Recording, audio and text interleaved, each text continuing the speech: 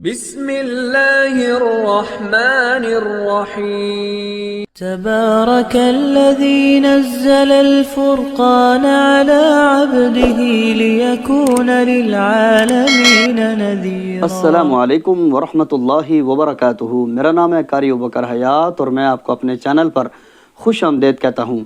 آج کل میرے واٹس ایپ کے اوپر بہت زیادہ رش ہے، بہت زیادہ حفاظ اکرام کے دنیا بھر سے میسیجز آ رہے ہیں اور مختلف سوالات حفاظ اکرام کر رہے ہیں، تو میں ہر ایک کے سوالات کے جواب دینا اس لیے ممکن نہیں سمجھا۔ آپ کو پتہ ہے کہ رمضان کے اندر یہ حفاظ کے لیے بہت زیادہ مصروف ترین مہینہ ہوتا ہے، تو میں خود قرآن کریم سنا رہا ہوں۔ اگر کوئی آنا چاہے تو میں ایڈریس بھی آپ کو دے دیتا ہوں۔ لال مسجد کے پچھلا جو روڈ ہے نا، لال مسجد کے پیچھے والا جو روڈ ہے، G6 کا ایریا ہے، ICB کالج کے سامنے جامع مسجد بلال، اوقاف کی بہت بڑی مسجد ہے۔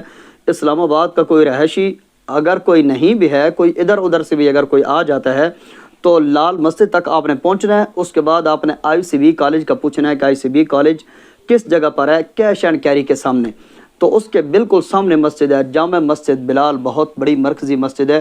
الحمدللہ اللہ کے فضل اور احسان سے میں وہاں قرآن سنا رہا ہوں اور مجھے بہت زیادہ مزہ آ رہا ہے۔ رات کو پہلی دفعہ 5ویں سپارے کے بالکل آخر پہ میری پہلی غلطی آئی ہے، الا الذین تابوا واصلحوا واعتصموا باللہ واخلصوا دینہم۔ بہت زیادہ مزہ آ رہا ہے اور کافی زیادہ میرے پیچھے الحمدللہ لوگ تراویح پڑھنے کے لیے آتے ہیں۔ اللہ کا لاکھ احسان اور کرم ہے۔ بہت جلد میں ریکارڈ کر رہا ہوں، بہت جلد اپنے چینل کے اوپر اپلوڈ کروں گا انشاءاللہ۔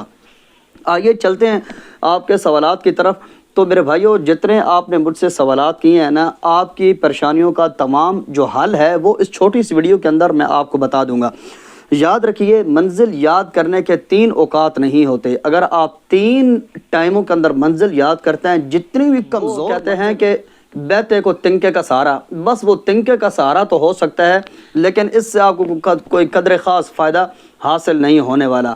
میں جو ٹائم آپ کو بتا رہا ہوں، اس ٹائم پہ آپ نے عمل کرنا ہے، انشاءاللہ آپ کے بہت زیادہ پرابلمز آپ کے سولو ہو جائیں گے، بہت زیادہ مسئلے آپ کے حل ہو جائیں گے۔ سب سے پہلا جو منزل یاد کرنے کا ٹائم نہیں ہوتا وہ ہوتا ہے تراویحوں کے بعد۔ تراویح کے فوراً بعد بعض حفاظ قرآن کو یاد کرنا شروع کر دیتے ہیں۔ او بھائی، ابھی آج سارا دن آپ نے روزہ رکھا ہے، ابھی آپ نے 1.25 سپارہ 1.5 سپارہ اتنا زور لگا کے پڑھا ہے، دماغ تھکا ہوا ہے، جسم تھکا ہوا ہے، یہ والا منزل یاد کرنے کا کون سا ٹائم ہے؟ جسم کا کوئی حق ہے بھائی، اللہ کا نام ہے، اس قرآن کو تھوڑی دیر کے لیے بند کر دو۔ تراویح کے بعد منزل یاد نہیں۔ جو دوسرا ٹائم ہے جس ٹائم کے اوپر منزل یاد کرنے سے کوئی قدر خاص فائدہ مجھے حاصل نہیں ہوتا، میں اپنے بارے میں اگر آپ کو بتاؤں، مجھے ان اوقات کے اندر فائدہ حاصل اس لیے نہیں ہوتا، تراویح کے بعد دماغ تھکا ہوتا ہے، دماغ میں کوئی ٹائم اس وقت کے اندر دماغ میں بیٹھنے والی کوئی چیز نہیں ہوتی۔ دوسرا ٹائم فجر کی نماز کے بعد، آپ کو پتہ ہے کہ سحری کے لیے کب اٹھتے ہیں ہم؟ 4 بجے۔ رات کو سوتے کب ہیں؟ رات کو 11:30 12 بجے۔ رات کی 4 گھنٹے نیند کے بعد بتائیں دماغ میں اتری ہوئی ہے، کچھ دل پہ اتری ہوئی ہے، برا اثر نیند۔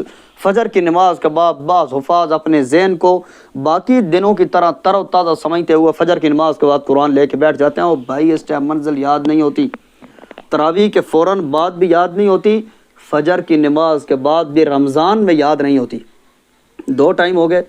منزل جو صحیح یاد ہوتی ہے نا، منزل یاد ہوتی ہے، آپ نے فجر کی نماز پڑھ کے سو جانا ہے۔ جس وقت سو جائیں آپ کے خود بخود، جس وقت آنکھ کھلے نا، اس وقت آپ نے منزل کو یاد کرنا ہے، ٹھیک ہے؟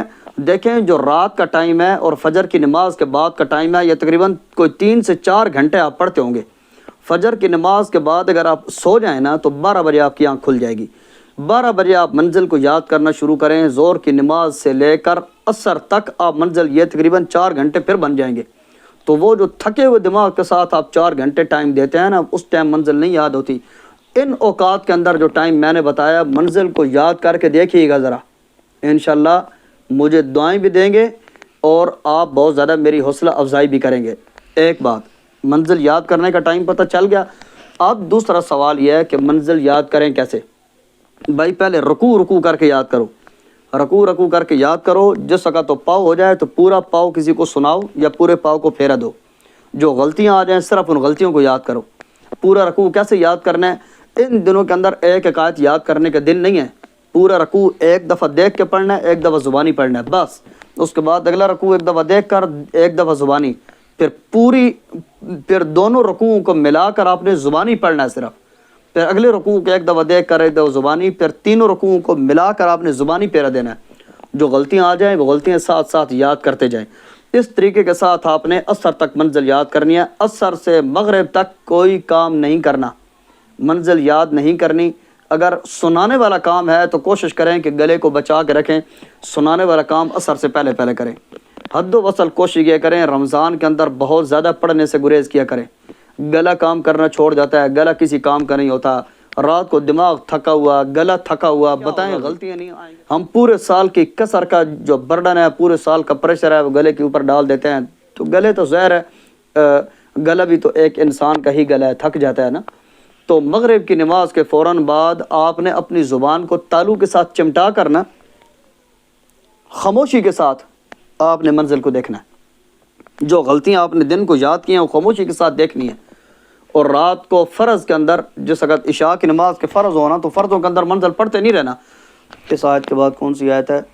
غیر المغضوب. اس رکوع کے بعد کون سا رکوع ہے؟ ایسے کام نہیں کرنے. فرض نماز پڑھنی ہے، دھیان ادھر رکھے، منزل کی طرف دھیان ہٹائیں. جس وقت مصلی پر کھڑے ہونا بس بسم اللہ کر کے ولضالین کے بعد یہ دیکھیں کہ میں نے شروع کہاں سے کرنا ہے. اس کے بعد رکوع اور سپارہ ذہن میں رکھیں، کون سا پاؤ ہے، کون سا رکوع ہے اور میں کس جگہ سے پڑھ رہا ہوں، بس یہ ذہن میں رکھنا ہے. اس کے بعد کون سی آیت ہے، اس کے بعد یہ والا کام نہ کرنا ورنہ غلطیاں بہت زیادہ آئیں گی. مجھے امید ہے کہ میری اس ویڈیو سے آپ کو کچھ فائدہ حاصل ہوا ہوگا. اسی طرح کی مفید ویڈیوز میں جلد از جلد انشاءاللہ اپلوڈ کرنے کی کوشش کروں. میں بہت زیادہ مصروفیت کی وجہ سے ویڈیوز کا ٹائم نہیں ملتا.